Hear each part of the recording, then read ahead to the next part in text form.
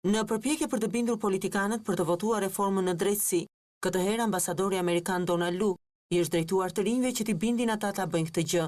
Një thirrje për brezin e ri është komenti ambasadorit Lu. Ju bëj thirrje të gjithëve ju që t'u thoni udhëheqësve që keni votuar se e doni këtë reformë. Shkruajini një letër, bëni postime në median sociale, flisni me miqtë tuaj. Vota e 21 korrikut do të përcaktoj drejtimin e vendit. Bëjuni me dije udhëheqësve tuaj se doni të rriteni në një vend të lirë nga gjykatësit dhe prokurorët e korruptuar. Thuajuni atyre se doni që Shqipëria të jetë një demokraci, ku zërat tuaj do të dëgjohen dhe ku ju do të trajtoheni në mënyrë të drejtë dhe me respekt. E sërish duke ju drejtuar këtij auditori, ambasadori amerikan jep dhe zgjidhjen që do sugjeronin të rinë për zgjidhje.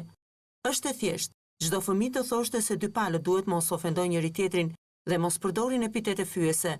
Duhet të ulen si të rritur dhe të zgjidhin çështjet përmes kompromisit.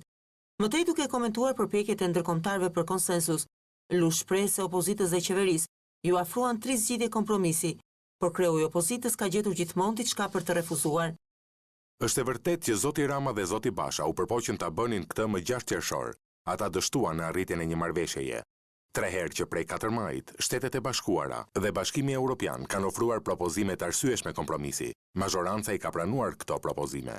Zoti Basha ka gjetur gjithmonë diçka për të refuzuar. Mendoj se populli shqiptar është i lodhur që politikanët e tij bëjnë lojra.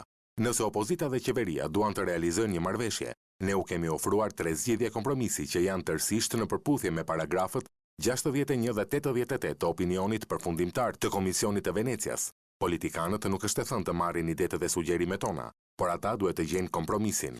Ambasadori amerikan dyshon se udhëheqësit e partive politike në vend kanë frikë nga reforma dhe këtu ai gjen rastin të bëjë sërish thirrje deputetëve të votojnë draftin e 21 korrik. Nga ana tjetër, ndoshta udhëheqësit e partive politike të Shqipërisë kanë frikë nga kjo reformë dhe nuk janë të gatshëm të bëjnë asnjë marrëveshje. Në këtë rast, u bëj thirrje anëtarëve individual të kuvendit që të marrin përgjegjësinë për të votuar në favor të kësaj reforme. Votimi është planifikuar për datën 21 korrik. Është koha për të vendosur.